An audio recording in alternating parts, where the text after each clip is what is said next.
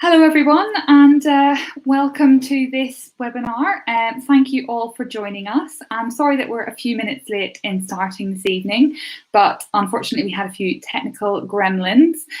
These things do happen in this online world that we're in at the moment. So apologies for that. The chair of this session was hopefully going to be the chair of the LGBT plus standing committee, Ryan Prout, but unfortunately, as I say, due to some technical gremlins, we've had to switch to me. So hello, I'm Jenny Sherrard. I am the head of equality and policy here at UCU. And I'm really excited that we are running this event today on LGBT plus liberation in a time of hostility. Clearly, this is a very challenging time in many ways for LGBT plus people. Not least in the context of the pandemic, but also in the context of lots of public conversations that are going on right now. We see increasingly the government really pushing a quite hostile agenda towards LGBT plus people. In recent days, that has been reflected through further delays to the plans to ban conversion therapy. We know that recent reforms to GRA have been shelved and pushed back, and that has obviously really undermined that and really reinforced the sense of hostility that many of our LGBT plus members feel and face in society. So I think that this is a really timely discussion. Obviously, I wish that we were further on in tackling this, but I think that we are where we are, and that's why we need to continue having discussions of this nature. So I've got a really great lineup of speakers for us this afternoon. I am really pleased to introduce our first speaker, Ben. Ben is a development worker at Scottish charity LGBT Health and Wellbeing. He specialises in work with LGBT plus families and in promoting mental health and wellbeing within the community. So I can see that Ben has come on screen, although it's all a bit dark. So I don't know if your camera's on, Ben, and you can hear us. Oh, I'm not sure what's going on. Oh, there's a bit of a circle. As I say, the IT gremlins are really out to get us this evening, I'm afraid. So thank you for your patience as we carry on this evening. It looks like Ben is having some connectivity issue. Oh, here we go. Hello, Ben. Thank you. Sorry about this. You did say just as we were starting, it'll be sod's law that as soon as we get going, my connection will drop out. So hopefully you'll remain with us.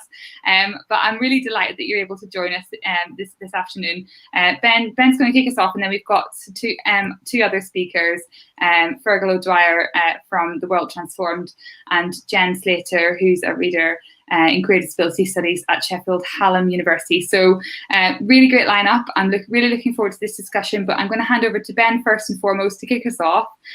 So over to you. Thank you. Thanks, Jenny. And I promise I didn't plan for that to happen as part of my introduction, that my internet would cut out. So I really hope that it stays, but apologies if it doesn't. But yeah, I'll make a start. So yeah, thanks for the introduction. My name's Ben, he, him pronouns, and I work for a charity in Scotland called LGBT Health and Wellbeing. Hopefully some of you have heard of us, but yeah, have a look us up if you haven't after this. So a little bit about me. I'm a transmasculine person. I'm also I identify as bisexual. I'm a parent. Lots of different intersections in the LGBT community, but primarily I'm a kind of a person who works to support the LGBT community in all the different things that they bring to us. So I suppose hopefully what I'm bringing to the start of this discussion is a bit of background about kind of where the community is at right now, problems that people are bringing, people's everyday life experiences, and how that can kind of provide a bit of background for the more specific topics that we're going to come along to later. So I'll start off with just a bit about LGBT health to give you a bit more context about what the work we do and kind of where my views are coming from. So LGBT Health and Wellbeing we're called, and we're a community support charity primarily. And we use a community development model, which basically just means that we ask as many people, a wide section of the population as possible, for what they need from us. And we try and provide that in whatever way we can. And there's lots of different ways that we try and kind of get people's opinions and voices to be heard. And we're always working as much as possible to be accessible to the community so that they can let us know what they need from us. And that kind of it comes out in different kind of types of support. So we do things like group work, events, discussions a bit like this, counselling. We have a helpline. We have volunteers who kind of can volunteer for all different parts of our service. So that's another way the community can get involved. And we try to support the people that are most in need of our support. And that's often people who are underrepresented in the rest of the community. We have groups specifically for trans people, for older people in the community, for parents and families, for refugees and asylum seekers. And we have lots of groups focused on people who are struggling with their mental health and helping people in those situations. And often we find that the people who come to us are people who are underrepresented in other kind of areas, often don't get their voices heard that often, and often have intersecting protected identities. So people who really are often quite vulnerable, and people who really need to have their voices heard. So I've put in my notes, the situation for LGBT people right now, and obviously I'm speaking on behalf of a Scottish charity, so some of my views might be quite Scotland based, but definitely the political situation for LGBT people in Scotland is not that different to England right now, and there's a lot of crossover. So hopefully it'll still be useful for wherever you're from in the UK. Kind of looking at things like often what grabs headlines is things like hate crimes for LGBT people, and statistically these have gone up in the last 5 years.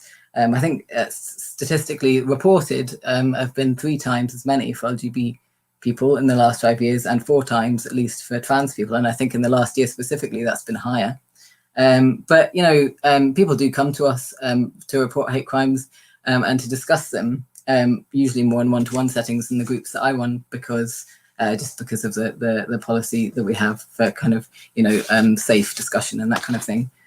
But hate crimes are the tip of the iceberg for what people come to us for help with, and really, what people really want support for is the smaller interactions, daily interactions, that they have with people that cause a kind of a built-up picture of trauma, really, for LGBT people, and especially at the moment trans people in our community, and kind of just interactions with people at the shops, out day to day, and things that make life really hard to live, if that's the kind of thing that you're worried about happening when you leave your house or online. And I put in my notes, it's kind of, you could almost describe it as a bit of a health and wellbeing crisis, in that it's a combination of active discrimination coming from the media and politics and that trickling down into kind of public interactions with people. Structural inequality for LGBT people, and there's to some extent there's a healthcare crisis, especially for trans people, and I'm sure that'll come up in other discussions. So I've kind of put what are our community asking for, and I'm sure lots of people will cover this in different ways, and so this is just some thoughts that I've had, and it's all based on what people have come to us to discuss.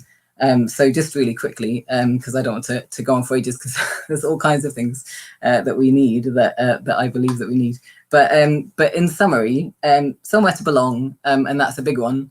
But that's why people come to our groups. That's why they tell us they come. And LGBT people are unusual in that often we are separated from our biological families, so we don't have any kind of basic support network. So people are looking for that, they're looking for a family type of group. And often, they also feel unsafe in their communities and in their places of work or education. So they're looking for somewhere where they can belong and be themselves. And they're looking for safety. And that's, in the most basic sense, they're looking for safety, but also safety in the sense of kind of feeling secure in themselves and having their identities respected. And people who come to our groups often say, this is the only time, you know, this week that someone's called me by the name that I want to be called, or by the pronouns that I want to use, the pronouns that I use, you know, that are my pronouns. And that's massive for people. I mean, imagine spending every day being called something that's not your name. You know, it's the effect that would have on your well-being. And people want to be treated as individuals and humans, and seen for what they are, and not just their identity as well, which can often be the case in kind of you know, healthcare settings, for example. And also the big topic that people come to us with support for is healthcare, and the fact that they're not getting the healthcare they need, especially trans people. But, you know, mental health care for LGBT people is not where it should be right now. So I don't want to go on for too long, but I've got a little bit of thoughts about how we can provide these things in general. And as I say, I'm sure more people will have thoughts on different things we can provide. So this is just coming from my point of view, you know, because I want to put a bit of positivity into what I'm saying, because I realize a lot of this is quite stark. Safe spaces, you know, I know that safe spaces are often kind of ridiculed in some of the media, but, you know, that obviously they are necessary in the sense that they're spaces where people are just basically respected for who they are, and it's guaranteed that their identities are going to be respected. It's quite a basic ask, really, and that they're allowed to flourish and, you know, be humans and be what they need to be, and you know, kind of explore other parts of their identity. And you know, anywhere can become a safe space if the work is put in for LGBT people. Also, I think awareness and education in the general population about LGBT identities. And I've put in brackets, don't be scared of us. That's a conversation I'm always having with other professionals. You know, people are really worried about getting it wrong.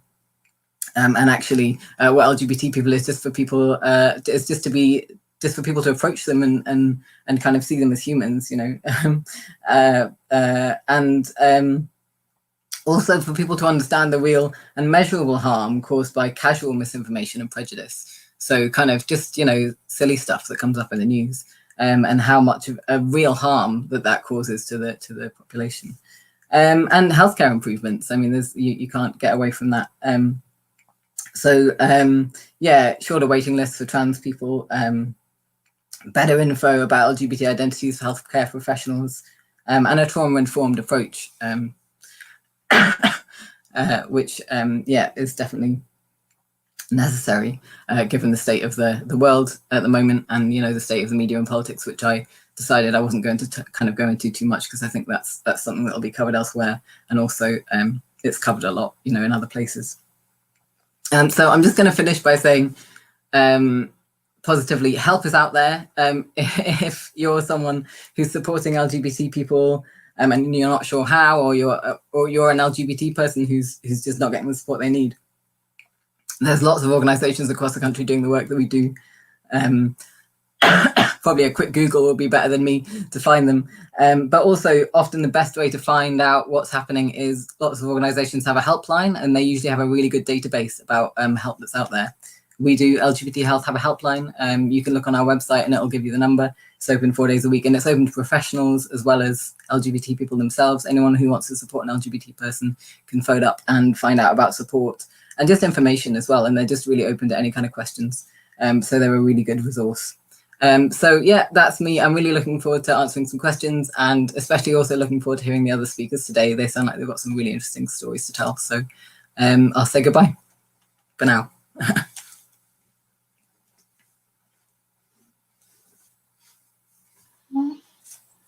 Thank you so much, Ben. That was a really, really helpful presentation, and great to hear a little bit from the Scottish perspective as well, because obviously UCU organises right across the UK, and there are some important differences in how you know, policy is in place to support LGBT plus people in the different parts of the UK. So you know, really helpful to have that perspective, and also some really important points raised there around isolation and, you know, the impact of that on LGBT health. And of course, it is Mental Health Awareness Week this week, and that is, you know, I think a really timely point to reinforce is the importance of being able to create sort of a sense of safety and community for LGBT plus people in the places where we organise, because we know that that does have such a huge impact on positive mental health.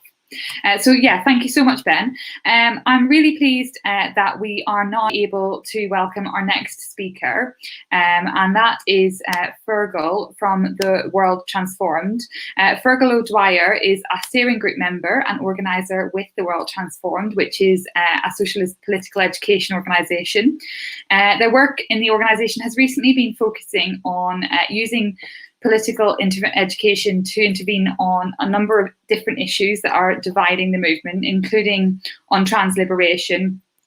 So yeah, within the context of this wider discussion on LGBT plus liberation, obviously trans liberation is a really key part of that, and something we'll be focusing on quite a bit this afternoon. So Fergal, welcome. I'm delighted that you can be with us, and I'm really looking forward to hearing what you've got to say. Thanks.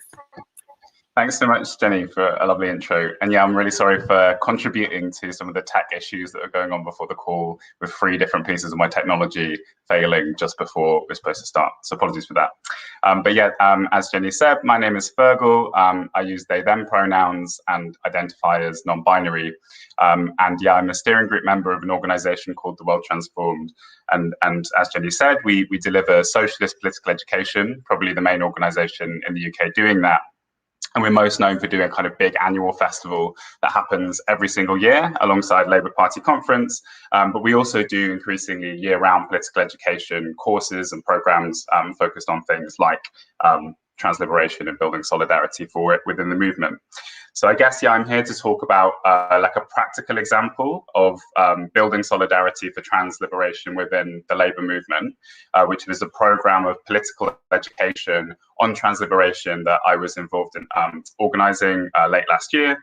But I kind of want to like talk through that example specifically and use it to like draw sort of wider lessons about solidarity and trans liberation within the movement, which hopefully will be relevant to all LGBT plus people, but also kind of, I guess, like an audience of like UCU reps. And in order to do that, I'm going to try and share my screen, but I haven't done this on StreamYard ever. So if you just see my embarrassing DMs popping up, then I apologize.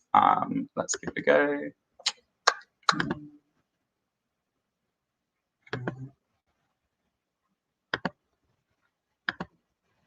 Okay, so hopefully you can see that. I'm just going to check.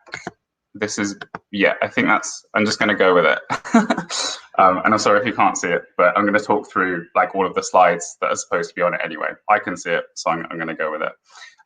So yeah, so what was this program of political education on trans liberation? Well, yeah, it was a sort of 4-month program of PolEd on trans liberation, which was organised entirely by trans people within the World Transformed, Momentum, Labour Campaign for Trans Rights, and also Labour LGBT Plus network. The programme focused around sort of 4 big online interventions that we did. So like 4 topics that were kind of chosen to be like key interventions on issues within the movement. So for example, the first session was on challenging transphobia within the left. So taking like the most common kind of transphobic tropes that come up over and over again and talking about how we deconstruct them and challenge them. We did a session on why trans liberation should be considered part of the broader class struggle, which basically platformed a bunch of different organisers working in key sites of material struggle for trans people, so housing, healthcare, work within the criminal justice system, these kinds of things. We did an event which was a deeper dive into transphobia, so studying, I guess, like how transphobia manifests across all different aspects of society, from the media to the academy to unions and public institutions. And then finally, the last event we did, which was really fun, was like a cabaret night where we platformed and paid a bunch of trans artists and creatives and did them had them sort of perform at a cabaret night alongside union organisers from Equity, who were talking about the struggles of people in the creative sector, especially LGBT plus people in the creative sector.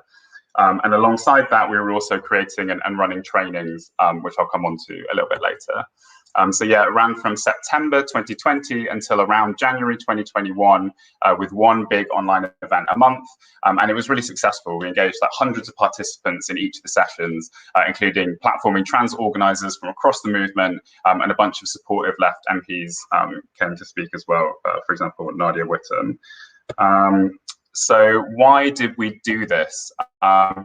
We think that there has been, or we know that there's been an intensification of transphobia specifically within left spaces over the past few years. This cartoon, some of you might have seen, was published recently in the Morning Star newspaper, which is a left-wing newspaper. And I guess, yeah, what it's depicting is a sort of transphobic idea of trans women being kind of, I guess, sort of dangerous monsters who are trying to gain access to safe spaces. And the fact that this was kind of published in a left-wing publication was like quite shocking to a lot of people, but also to a lot of trans people on the left was not that shocking, unfortunately. So that was one reason, and I'll talk through some of the kind of like tropes that come up over and over again, and why in a moment. We also, like, no one else was doing it, right? We really felt as we were doing this program that there was a niche in like political education on trans liberation, which connected up with broader struggles against like capitalism. It doesn't seem to be something that anyone else was doing. And also, yeah, we believe in political education. Like, political education can and should be a route to emancipation. And yeah, we tried to sort of like express that through doing the program. I'm going to go on to, so on the next slide, it's talking about like the aims of the program. So there were kind of three key aims of the program. One of them was education. So that was about deepening understanding of trans liberation within the labor movement. And that includes its relationship to class struggle, capitalism, colonialism, and other power structures. Our second aim was about solidarity. So we really wanted to use it to build networks of solidarity between trans and non-trans comrades committed to trans liberation within the labour movement more broadly. And then empowerment, and this was a really crucial one for us. We didn't just want it to be like a dispassionate series of events. We wanted to use those events to connect up and empower trans people within the movement to develop radical political education and build trans power from below. So how do we do this? Like, how do we actually go about organizing the program, the sort of nitty-gritty stuff? So the first stage was we sent a survey round to Momentum's membership. Momentum has a membership of many thousand people. I think it's around 20,000, I can't remember exactly. And also TDBT's membership. And we were trying to, a mailing list of around 20,000 people, I think. And we're basically trying to sort of gather information on the issues relating to trans liberation within the movement. And we were asking questions like, what kind of issues come up over and over again? Like, how have you heard trans liberation being, or transphobia being like combated like effectively, and what tools could we use to do this? We then phone banked everyone who filled out the survey who self-ID'd as trans. And chatted to them about what we were trying to do with the program and if they wanted to get involved. We then used this to form a steering group of 15 trans people who coordinated the program, the entire program. And during the process, we were always running internal trainings to develop kind of political education and organizing skills. So those 15 trans people went from often, like, yeah, I think all of them never having organized political education or organized full stop before, to taking on like real positions of leadership. And that's something that I want to talk about in a bit as well. So in terms of the survey, because I do think it's useful to kind of narrow in on some of the kind of key themes that came out of the survey that we wanted to try and get across throughout the program. So if you like, this was like our kind of key messaging that was like threaded through all the different events. So the first one was that trans liberation should be considered a part of working class liberation. We did this by trying to platform material sites of struggle for trans people, for example, in healthcare, housing, security in work. This is a really important one for us. These are also like the main struggles that affect the lives of trans people, right? So it kind of makes sense to platform them, not just because it's more accurate to the lives of trans people, but also because there is a strategic potential for building solidarity across the working class in platforming these specific examples. I'll talk about that more in a bit later as well. Solidarity between trans and non-trans women. This was another really important one for us. We wanted to use the program to point to the ways in which trans and non-trans women should be united against the patriarchy, be it in fighting against the closures of refuges or other kind of like feminist anti-austerity organizing that impacts trans women as well as it impacts non-trans women. And the final one was having trans people on the front foot. So we didn't want to do a sort of debunking campaign where we were taking all the stuff that comes, you know, all the kind of tropes that come at us from the media, transphobic tropes, but we wanted to be putting forward our own ideas and framings. I think there's a tendency sometimes when responding to transphobia to get caught in these sort of logical rabbit holes. You kind of get caught up in kind of explaining this like minutiae of this detail about this very, very specific policy. And actually, it's not always the most useful thing to be talking about. We need to be putting forward our own framings, which is about, like I say, solidarity and collective struggle. So the organizing principles that we wanted to adhere to within the program. So yeah, we wanted the program to be participatory, so facilitating democracy and participation. This is like a bottom-up approach to organizing. So this came from you know, like building the program together with these people that we'd found from like the movement, basically. I wanted to be creative, so for people to have the opportunity to learn new skills and try out new things, creating new forms of political education together. And empowering, so like we wanted to use it, like I say, to connect up and empower trans people. This is the final slide, yeah, just the kind of outputs that we came up with. So the program produced video resources for the resource hub of TWT's website. So we recorded all the sessions and put them up online, and I can share a link to that in the chat, or maybe it could be shared in the sort of show notes of the YouTube recording after this as well, so you can watch all those sessions. Really cool one, the Tackling Transphobia 101 training. Yeah, one of the people who got involved in the program initially then developed a training by themselves called Tackling Transphobia 101, and TWT supported them to do this. And then there's been they've been trying to roll it out to CLPs, momentum groups, union branches, and have had like a massive amount of uptake so far. It's basically a training on going through the basics of identifying transphobia and some of the first principles in challenging it. Yeah, just like I would say to any UCU reps on this call, if you wanted to run that training with your local branch, then you should get in touch with us on transpoliticaleducation@gmail.com, and we'll be able to put you in touch with a facilitator who can help run that training. And yeah, like most importantly, a network of trans organisers from across the UK who are capable of delivering high quality political education. I'm going to stop screen sharing, I think, for the final bit. Hopefully that did screen share. I don't know if it did or not. But if it didn't, it's fine because I talked through the slides anyway. So I said that I talked through the specific examples, the specific example of this program that I was involved in, but I also wanted to use it to draw out some of the lessons that really came up through the program, and how that might relate to solidarity across between LGBT people, LGBT plus people within the labour movement. And yeah, the first one that was a big thing was this thing of trans liberation being rooted in the language of class.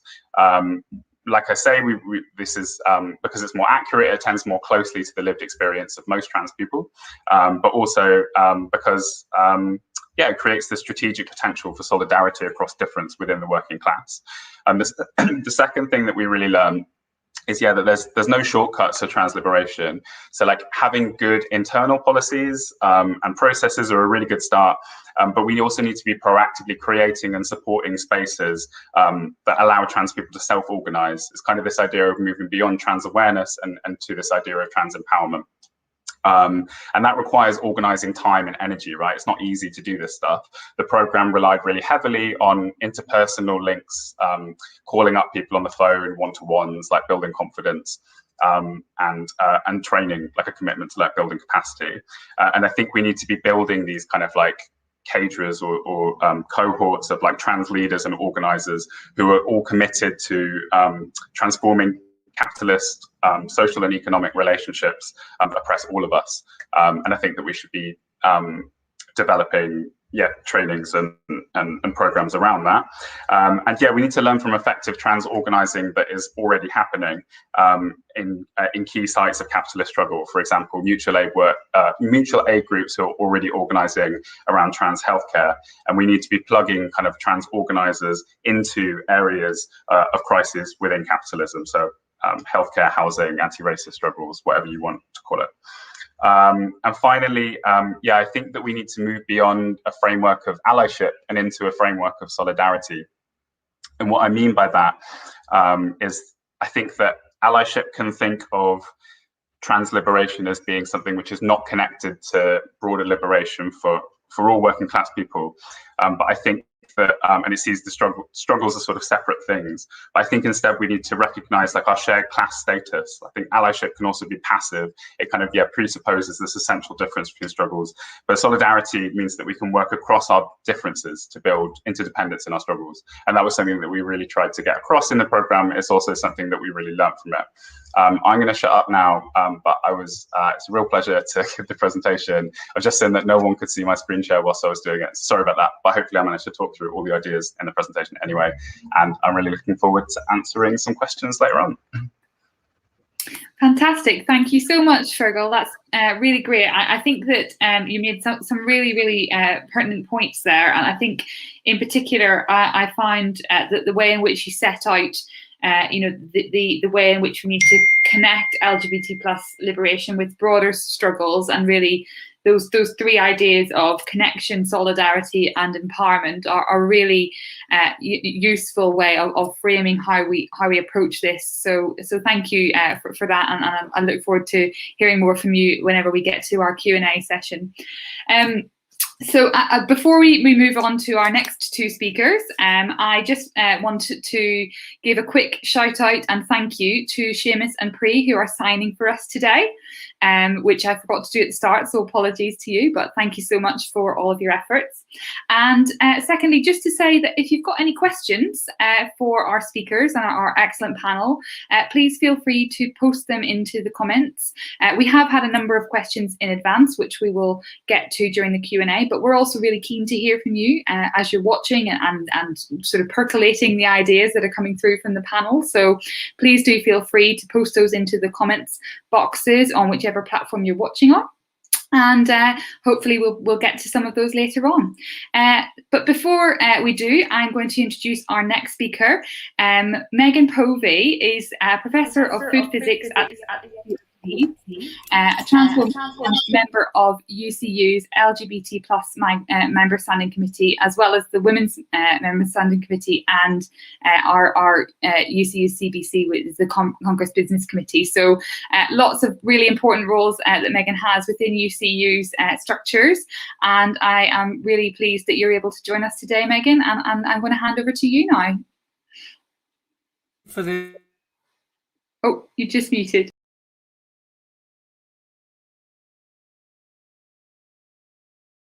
Hey, right. Thank you for the introduction, Jenny. Hello, everyone. I think the most important thing about me is that I'm a union rep and a union activist in my own branch.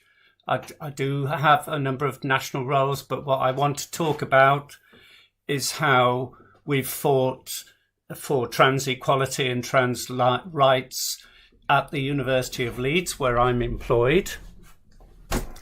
I'm a trans woman, and I was very happy in 2017, shortly after I transitioned, to find that the University of Leeds had adopted a sector-leading trans equality policy. And my transition at work was facilitated, helped very much by my activity in the union and on the picket line. On the picket line, I met a number of other trans people, non-binary people, who I'd have never met otherwise. I'm not suggesting that we should always have picket lines to meet people, but that was certainly the case then.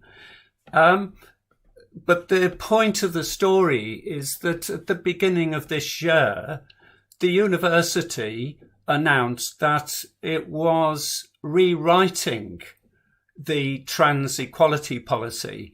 And they said they needed to rewrite it in order to adjust the language. Now, the result was it became basically a transphobic document. It was really shocking. And I think the other issue that was happening was that union members in the university were being discriminated against, particularly non-binary staff members. And the university were saying that their reason for doing this, first of all, was the language. And then when they were challenged of that, they said, oh, no, actually, it's because our IT systems can't handle name changes. Now, actually, we know that they had handled them where HR had actually paid attention to people's needs, and name changes had been managed successfully. And that actually included my name change, in fact. However, we were now faced with a transphobic policy at the beginning of this year, and we had to organise to defeat it. And we organised not just within the UCU, but we organised amongst all the unions on the campus and amongst the staff networks, particularly the LGBT plus network, but the equality networks in general. And very important to understand that transphobia is a view of a tiny minority. That's certainly our experience. I actually, in campaigning against this new policy, we didn't come across a single transphobe. And I think it's very important for people to realise that transphobic voices are few and far between, but they get a big audience because they are amplified by the right-wing media and by a government that is opposed to equalities.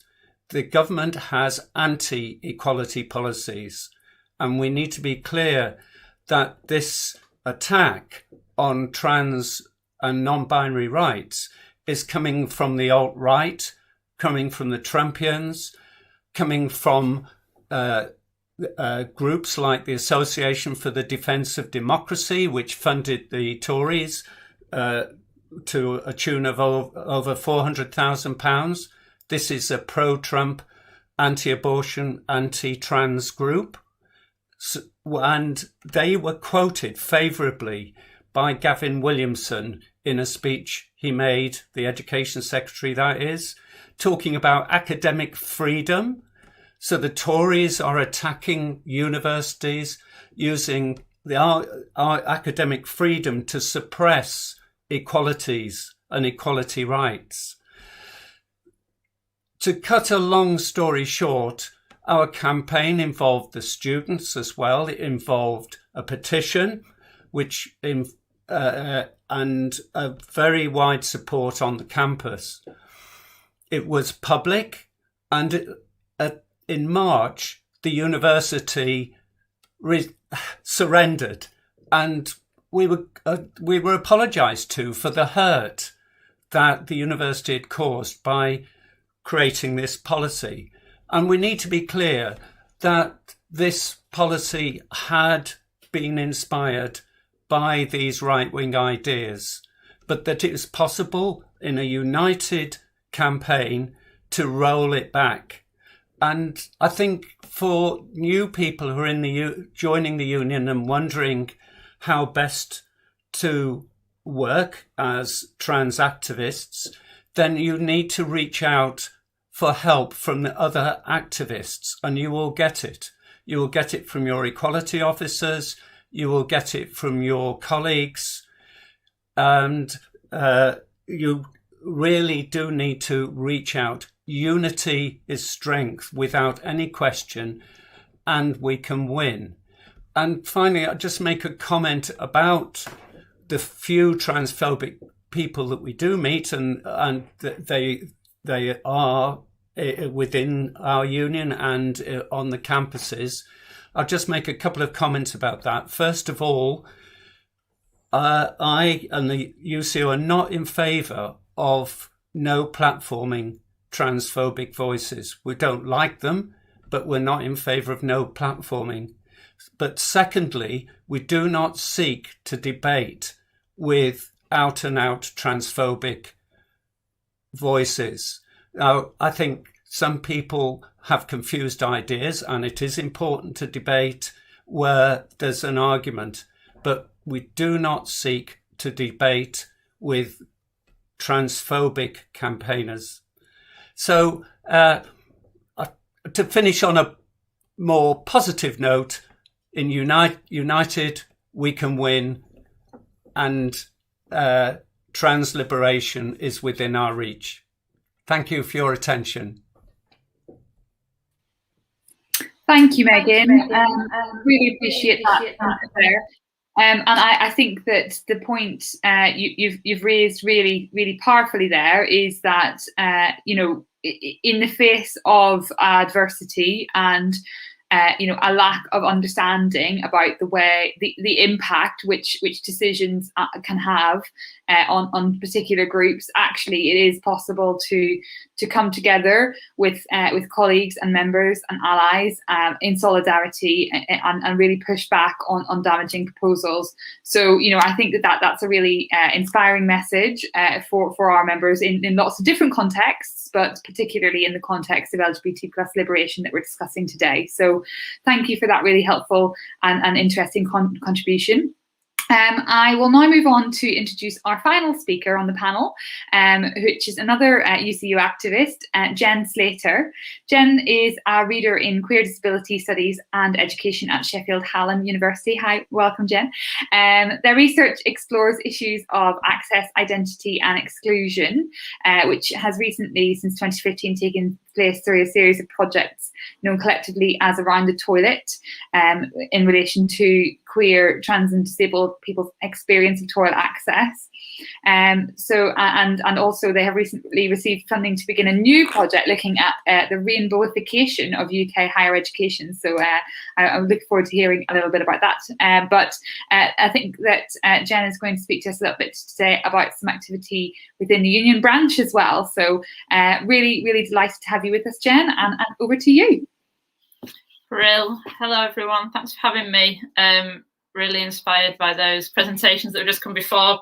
I've just come straight from my UCU branch away day, actually, so I'm not sure if my head's buzzing with kind of ideas or screen fatigue, but I'll do my best. I'm also going to try share my screen, so we'll see if this works, but it doesn't matter too much if it doesn't. I've got my partner downstairs watching and is going to tell me whether this is working. So I don't know if you're able to see my screen now. It's telling me you should be able to. We'll see. My partner is typing via WhatsApp. No slides. Okay, we'll go without slides. That's fine. Doesn't really matter. I'll just pull you back up. So we'll go without slides. So I'm going to be talking today about a trans solidarity motion that I took to my branch a few weeks ago. I hope to have the motion up on the screen was the main thing, but I have put the motion on my blog, which is Jen Slater, slater.wordpress.com. So if you want to get that up on your screen yourself, then you can do. Oh, I'm now told that the screen share was working. Let's try it again. Maybe there's just a little delay.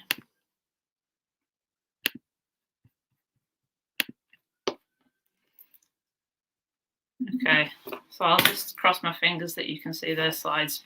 So there you can see the link to my blog. Also my email address if anyone wants to get in touch, which is j.slater@shu.ac.uk, shu.ac.uk, and my Twitter handle, which is @jenslater_.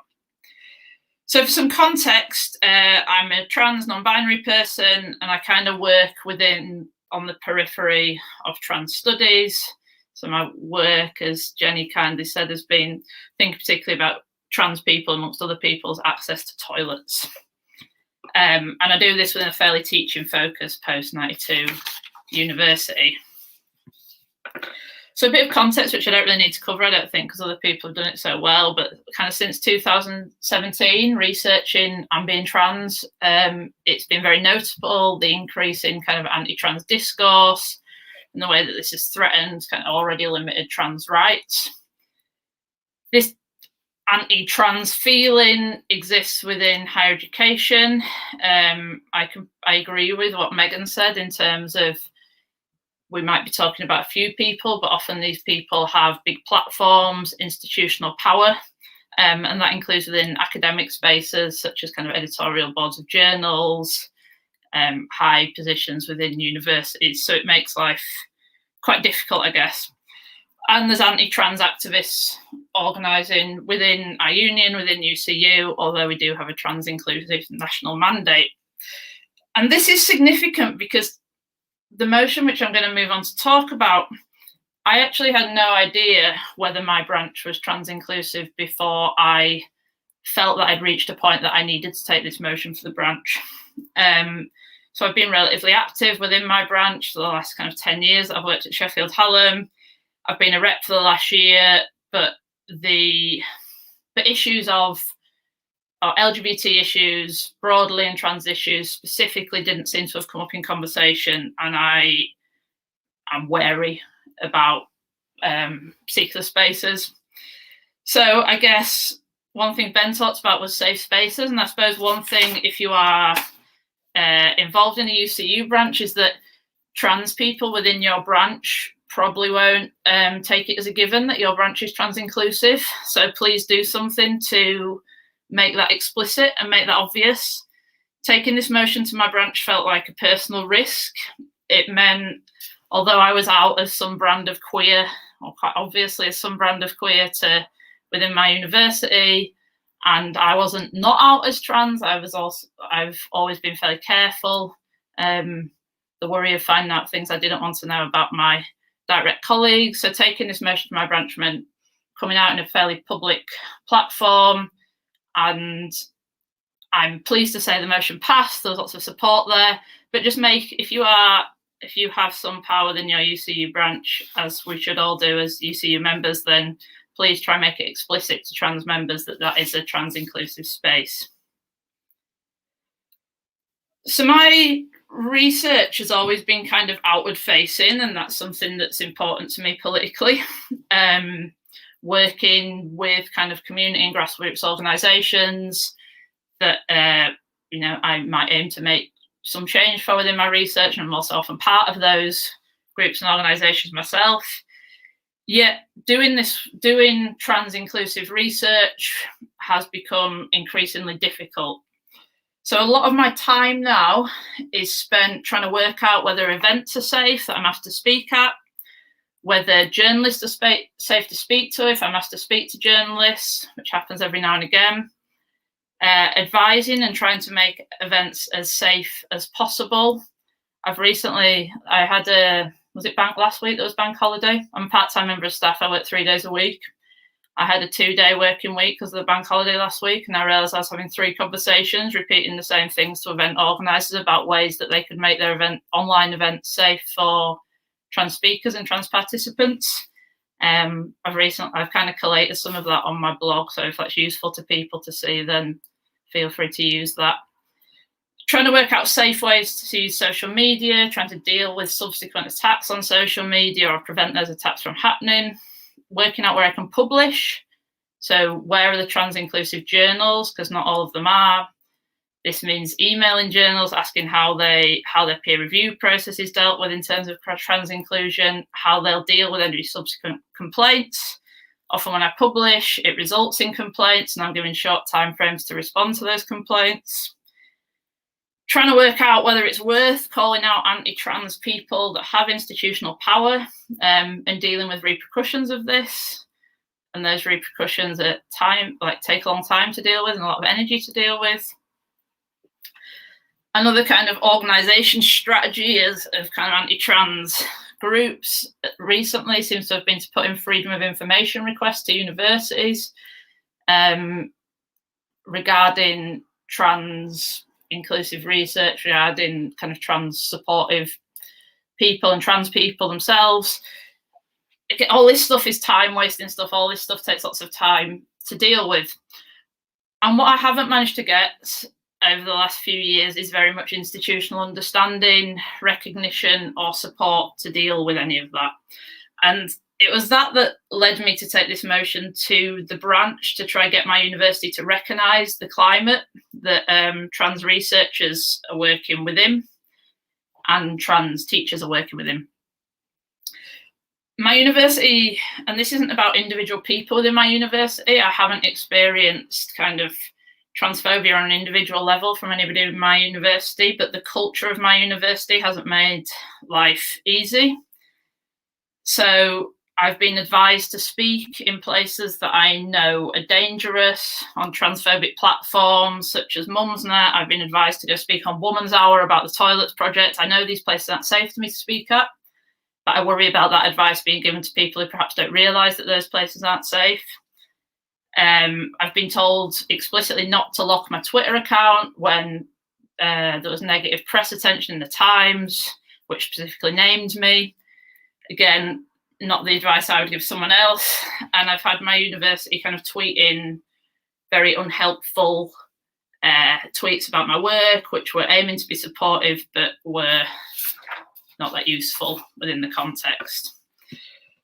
So taking this motion to the branch, sorry, there's a lot of text on the screen there if the screen's up, and I'm going to read out the relevant bits. Taking this motion to the branch was an attempt to get my university to recognise the time that dealing with this stuff's taken and the kind of, I guess, energy and emotional impact of it. So I wanted, firstly, the branch followed by the university to recognise that there's a sustained and targeted attack against trans academics and those working within trans, queer and trans inclusive gender studies right now, which is in part where I'd position my work. And that the university has a duty of care to its staff. So this external context of transphobia doesn't seem to be getting better. If anything, it seems to be getting worse, and universities internally need to recognise that. They need to respond to that, and they need to support trans academics and the other people working within, I guess, doing trans inclusive research and teaching. So there's 4 demands attached to this. It's worth me saying this motion only passed 3 weeks ago, so I'm talking about kind of why I took it and what the motion is, but I can't really speak to what's happened since because we're looking at short time frames at the minute, but I am going to reflect on it a little bit. So one of the things I've asked at the university is to recognise that being trans and our research and teaching within trans studies often results in time-consuming processes of dealing with transphobia. I think I've given some examples of them. This will impact most heavily on trans staff who are personally affected, but can also affect cis, meaning non-trans staff working in these areas and should be accounted for in work allocations. There's nobody at my university who's able to advise me on this. I've spent a long time looking for them and they don't exist. So often what happens, and I think this is repeated across experience of marginalisation, is we develop our own networks and we develop our own spaces where we get mentoring and support. This is okay, except we're tired and we're drained from the context that we're trying to live and work in. So I've asked my university, and I think I'm getting somewhere with this one, to develop a resource mentoring scheme where actually I've asked for all marginalised staff within my department can apply to a mentoring scheme to get an external mentor who understands their experience of oppression or marginalisation, if that's going to be something that's useful to them. And I think the key to all of the things that I've asked for is that they're resourced. I want universities to realise that they have to put money behind this. I feel like they're happy to take my research. They're happy for me to write an impact case study. They're happy for my publications and ref submissions. But to actually support me to do this work as a trans person needs a commitment and money behind it, basically. And I want people externally that I talk to be paid for that work. I've also asked for an external trans-led organisation, put such as gender intelligence, actually Ferg's talk, perhaps the space there for some training to come from, is it the World Transformed? Sorry if I've got that wrong. But for training to be delivered basically from an external organisation to university management, to university comms and media team who've given me not the greatest advice in the past. And the reason I've asked for that is because often as trans people, as LGBT people, as marginalised people more broadly, working in any institution, I think we're often asked to do that work ourselves and to advise our universities. Whenever I've brought up issues that are impacting on me in university, you know, with management with HR, usually the response is, oh, you can join this committee, you can join this working group. But again, that time is never accounted for. And when the problem is that this stuff's taking a lot of time, it doesn't particularly help to join another working group. And then the final one is to ensure that trans staff are adequately resourced for any of that kind of internal advising that they do. This is my last slide, and it's just a few reflections that I've kind of had over the last few weeks.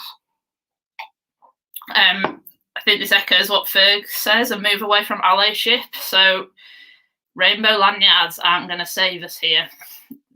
My feeling is, and I'm excited to start this new research project to think about this a little bit more, is that universities like to put rainbows on their websites, on their coffee cups and on their lanyards, but often that isn't particularly useful. I don't read anything into seeing a colleague wearing a rainbow lanyard, because they often haven't actually had to commit to anything. Those are the ways that I work out whether people are going to be acting in solidarity with me.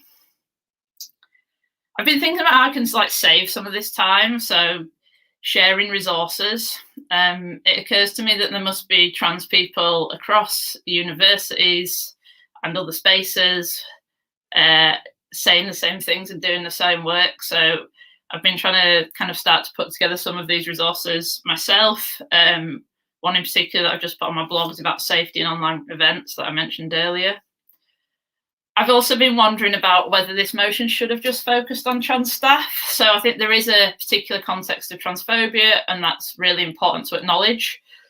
But actually the things that I were asking for would be useful for lots of marginalised staff. So staff, exhausted from dealing with racism within the university, from dealing with ableism within the university, sexism for university, again, kind of echoing what other people have said about finding space for those solidarities.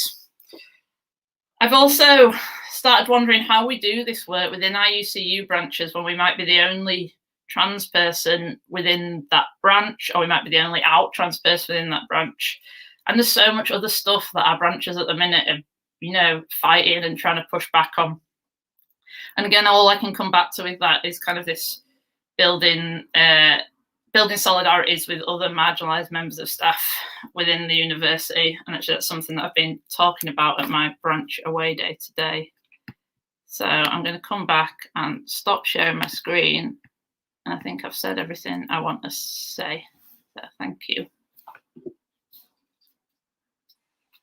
Thank you so much, Jen. That was a really inspiring contribution, and great to see how you have used your energy to really push that issue forward through the branch. Although I think it was really striking within your presentation how much emotional energy that our trans and other LGBT plus colleagues in our institutions face on a daily basis, just to navigate what is much more simple for people who aren't marginalised in various ways. So I think that really came through really strongly, and thank you for being so honest about the additional burden and energy that is required of trans staff in particular.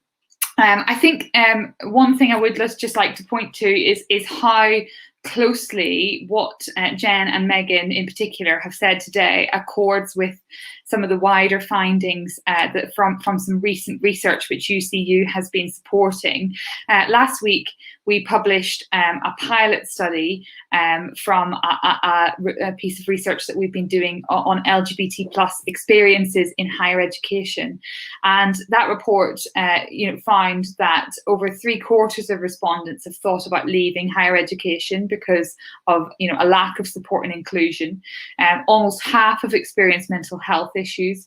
More than 4 in 10 have experienced burnout. I think a lot linking to that additional labour and emotional energy that's required. Unfortunately, we're really seeing that discrimination, both direct and indirect, is still very much a feature of everyday life for LGBT plus staff in education. 29% said that promotion criteria negatively impact LGBT plus people. 3 in 10 have experienced homophobic language.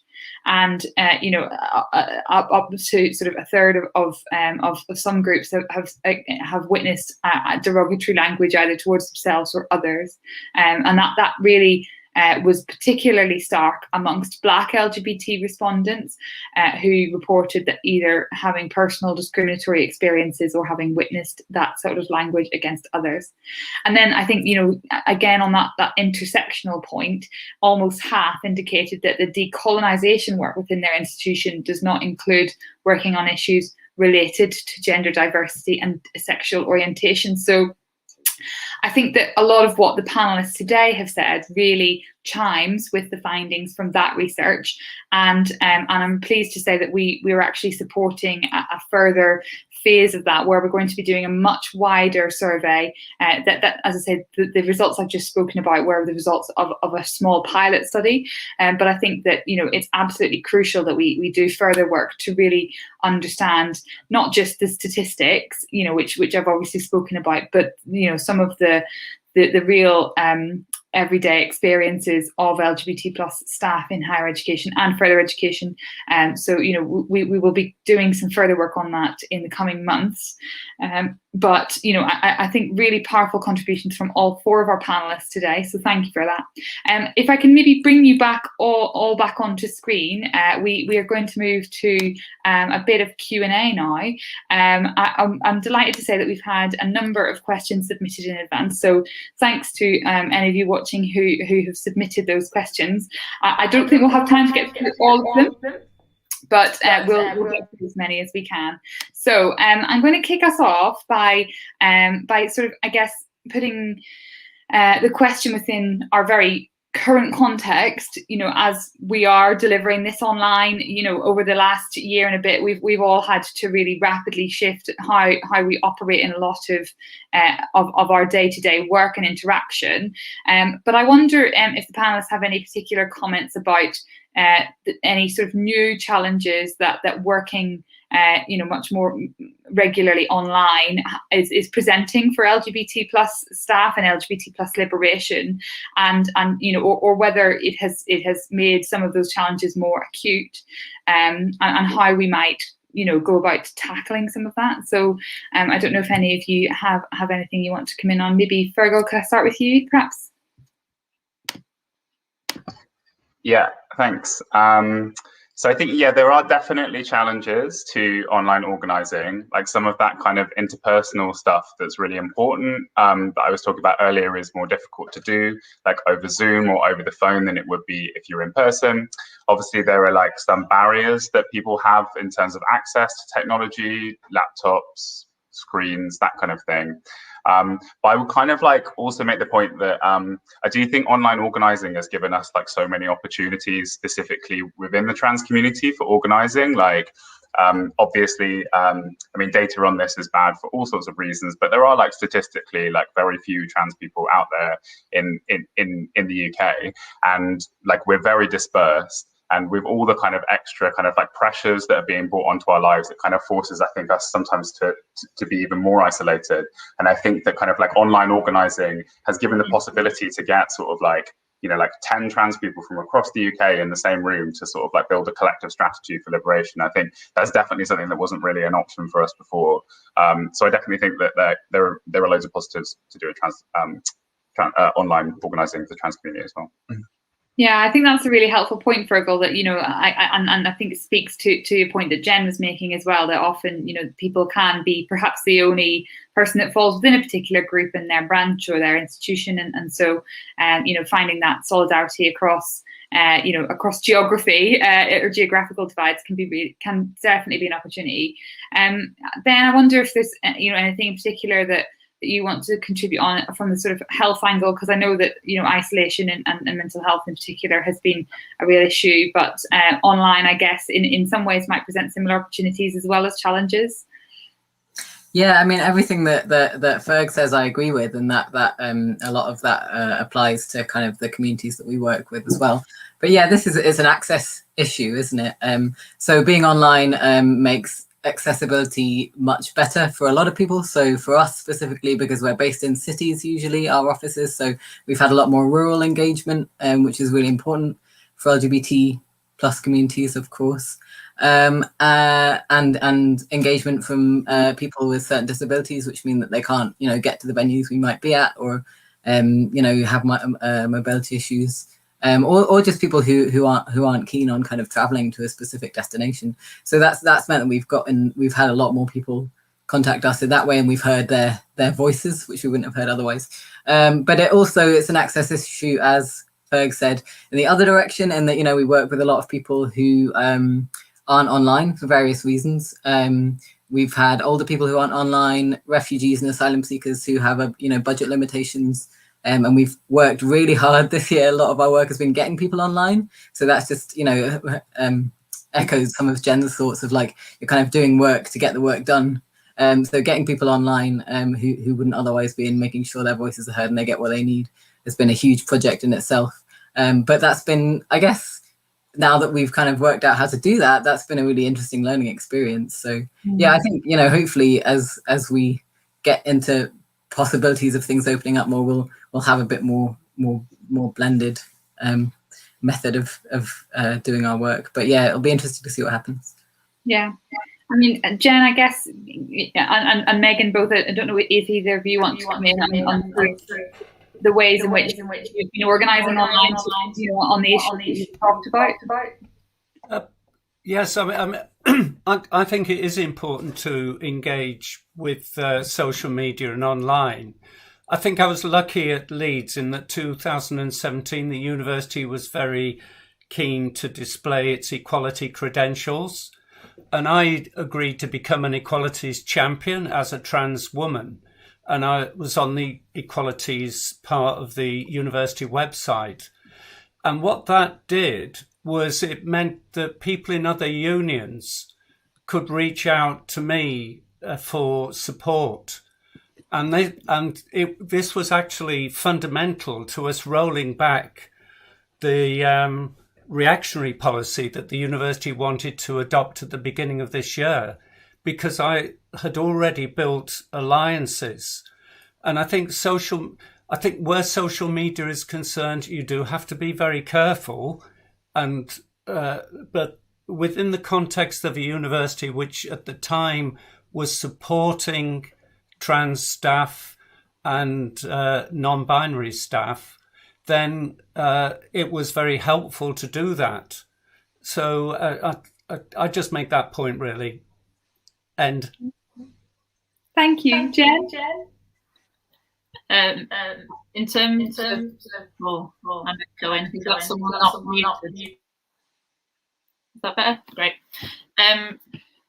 I think a couple of things, like in terms of our union branch, I feel like the meetings have been so much bigger since we've been online. And I don't know if that's because, I think it's probably maybe a mixture of people feeling like they need to engage in the union more because of the kind of, worsening conditions that COVID's pushed us into in HE. But also I've had disabled union members say they've come to branch meetings for the first time because they're more accessible to them. So echoing what other people have said. In terms of stuff outside of that, it's really cool to be able to access events and speak at events or at different places. I've got a 2-year-old, so getting places is difficult. But it's so helpful to me if people invite me to speak and they're upfront about the ways they've thought about making these public events safe.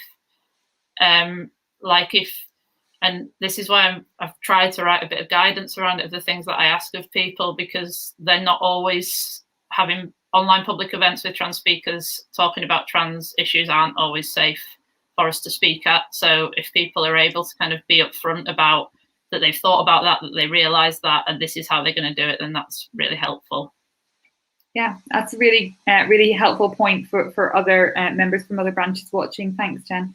Really, really helpful responses. And I think as all the panel have said, challenges and opportunities in equal measure, I think, from the shift to more online working. And I think sort of coming back a little bit to the point you made around, as a parent, as well. One of the things that we've been very conscious of is at UCU sort of nationally is obviously the workload implications, and I think of the shift to online working for a lot of staff in FE and HE, but also then adding that on top of the sort of burden of the additional sort of considerations that you were talking about, Jen, in terms of how trans and LGBT plus staff are often faced with. So I think that making sure that we are sort of joining all those dots together, both locally and nationally, is really important. So yeah, thanks all for that.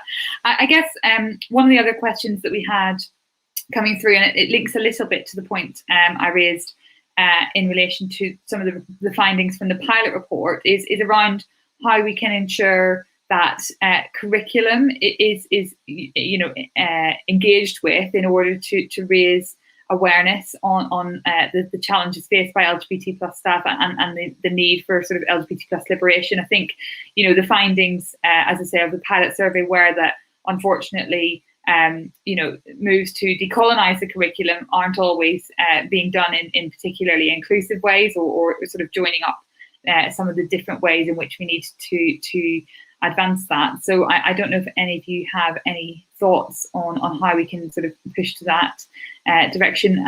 Sorry, I guess it's in many ways one for you maybe first, Fergal, but sorry to come to you first again. I was just thinking how this probably isn't one for me. Okay. I'd love to hear other people's thoughts on this, especially those who are more involved in UCU first. But I can definitely offer some maybe if I think of anything. But it'd be good to hear other people's ideas. Does anyone else want to jump in on that? Yeah, Jen, go for it. I guess I remember doing like a quantitative methods course as a PhD student, and the example of the binary that was always given was men and women as a binary. So I suppose, and it comes up, I think, in a lot of kind of advice for school teachers as well, about kind of using examples of queer people when you're teaching. One of the things that I might do with my students is kind of when I go into the classroom, say, introduce myself. If I feel like up for coming out to my students in that particular session at the beginning of a session, which I sometimes do and sometimes don't, I might introduce myself by pronouns. That feels kind of politically important, but sometimes kind of exhausting as well. But I always say, if you want to get in touch with me and tell me what your pronouns are, or tell me a way that you want to be addressed that perhaps isn't on the formal records, then feel free to do that. I don't know if that quite answers the question. And then I guess there's stuff like thinking about who you're putting on your reading lists, all that kind of stuff around who are we expecting students to be reading, what kind of ideas are they getting. I teach an education department, if that makes any difference to what I'm saying, which it perhaps, and I think some of the danger of the anti-trans stuff is that it's published in reputable places. So there's transphobic literature published in really reputable journals, in what might look like reputable book publishers. I find my students finding this literature and it's written in a way that doesn't seem as awful as it is at first. So I think that's one of the things that's really dangerous, that perhaps we need to be able to have conversations with students, not just kind of, sorry, I'm talking very HE now, but not just like peer review is great and therefore this is a great source to be reading, but helping them to think about the context that anything that they read is written in, whether that's the news, whether that's academic literature, etc. Yeah, I think that's a really helpful point, and I think that point of context and how we can expand on that is a really important one. And I think also coming back to sort of what you were saying earlier, it's about how we can embed these issues and this topic within curriculum without it becoming tokenistic in any way as well. So I think that's really helpful. Megan, did you indicate? Yes, I think I'm a physicist and an engineer, and of course this is male-dominated area, to put it mildly. But things have changed. For example, I've had my career profiled in the journal of the Institute of Physics, and this has also been distributed by the American Institute of Physics. And I think as well, it connects in with Black Lives Matter and the importance of promoting a diverse population of physicists and engineers. I think that in many respects in higher education, the changes really need to reach down into primary education, to bring things through as well. But I think there are things we can do. And thank you. I'm conscious of time, and I'd really like to get another question in. So I'm going to ask another, and then perhaps if I could ask each of you to maybe sort of give some closing thoughts, on the sort of in light of what we've heard and the questions that we've had. We had quite a few questions come in, really focused on some of the practical things that colleagues in branches and across our the sort of institutions where we organise can do to support students and staff, and make sure that LGBT plus colleagues and students who are facing discrimination and harassment, or isolation, or any of the sort of the features of of the reality that of the LGBT plus experience, how we can make sure that as UCU, locally and nationally, that students and staff are getting the support that they need. So I think that it would be really great if I could maybe just come to each of you in turn and ask for a little bit of a sort of a closing thought to wrap up the session. So perhaps if I come to you first, Ben, and I'll sort of go in the order that we spoke earlier.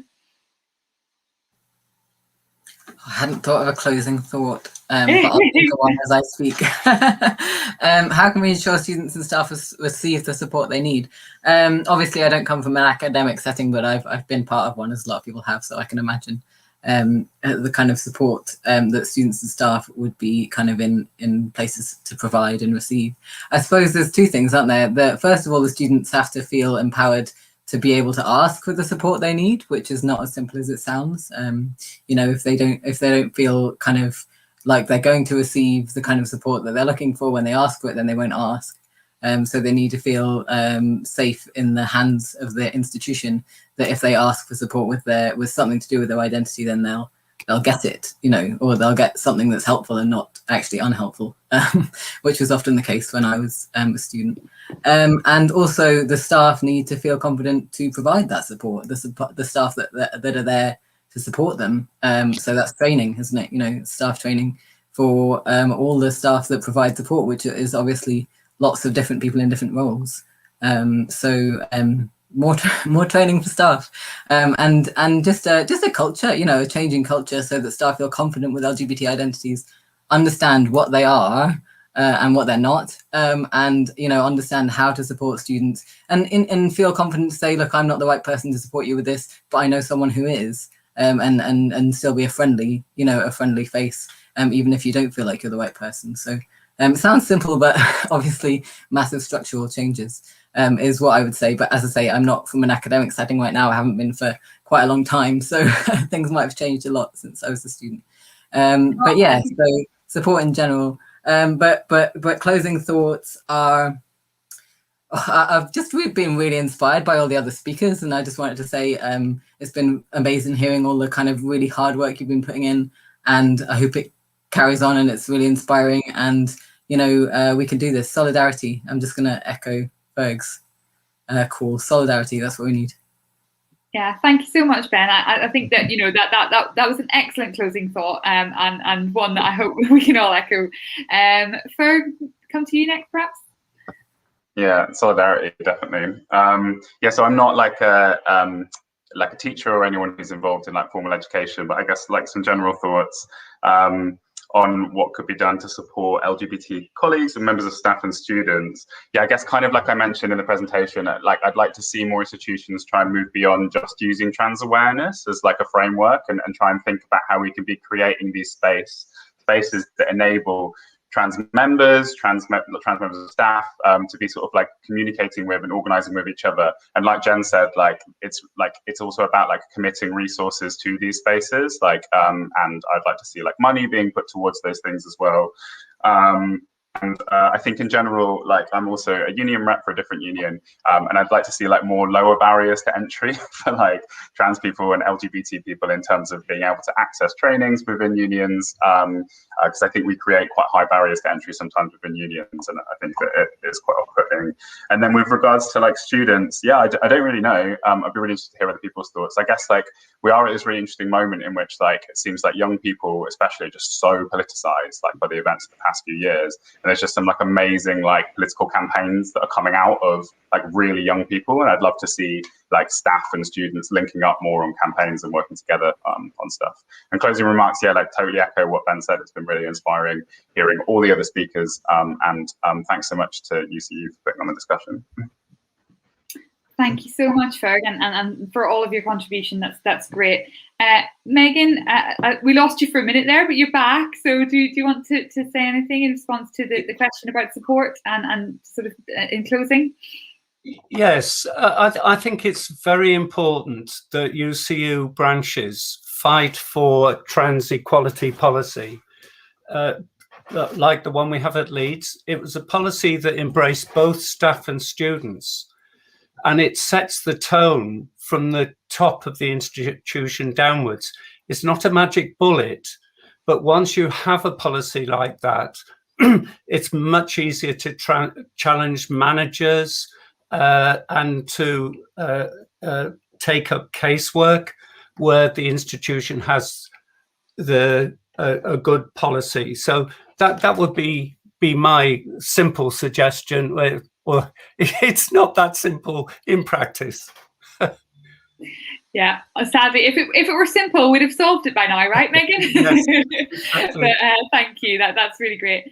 Jen, I'll come to you last, but very much not least. I think the thing that I've been thinking about recently is when I took that motion to my branch, I spent quite a lot of time emailing people first and trying to get them to come to branch because I really didn't know which way it'd go. And I emailed the people that I hoped would, be there in solidarity. And those people were often other marginalised researchers, and they weren't necessarily queer or trans researchers. They were researchers, staff of colour, disabled staff. And what was really noticeable is the number of people that had left or were leaving because they weren't supported, and also the number of people who didn't recognise UCU as being, or the UC as being someone necessary to collectively fight issues of oppression and marginalisation.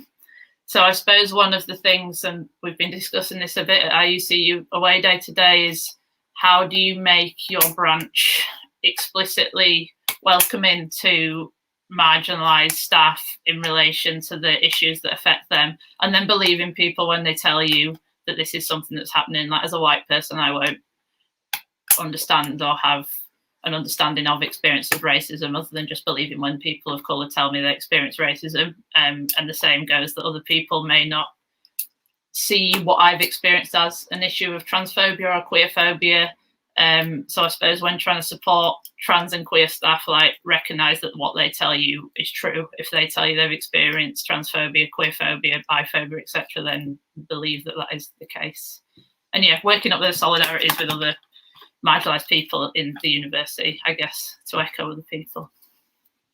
That's a really great point to end us on. Thank you so much, Jen. I want to say a huge thank you to all of you on the panel today. It's been a really, really inspiring event. I think, to close, I've taken away a few thoughts from all of your contributions. I think that we absolutely need to move beyond awareness towards true inclusion and liberation. It's not just about making sure that people know that we exist. It's about making sure people know how to make sure that marginalised people are marginalised no longer. And that is a lot about training and education. It's also about committing resources, whether that be branch resources or institutional resources, to making sure that that we are inclusive spaces and safe spaces for marginalised groups. So whether that's through better policies, as Megan said, or whether that's through funding and resourcing for staff to spend time on these issues, as Jen said earlier. And I think, linked to that point, really recognising the labour of LGBT+ staff in bringing these issues to the fore in these different settings is really important. All of that, I think, contributes to the need for, a wider culture shift towards, full and proper inclusion and liberation. And so I think, hopefully, this session will have inspired many of our colleagues in different branches to take up that mantle and run with it. So a big thank you to Ben, to Ferg, to Megan, and to Jen for your time this afternoon. It's been really great. Thanks again to Seamus and Pri for their signing through. Certainly, especially because I know I can speak at a rate of knots. Big thanks to all of you, and thanks to everyone who's watching and who sent questions in advance and has been engaging with this agenda. This certainly won't be the last time we talk about this, but hopefully, as we progress, we'll be a bit further on each time. So yeah, have a lovely evening. Thanks everyone. Bye. Thanks. Bye.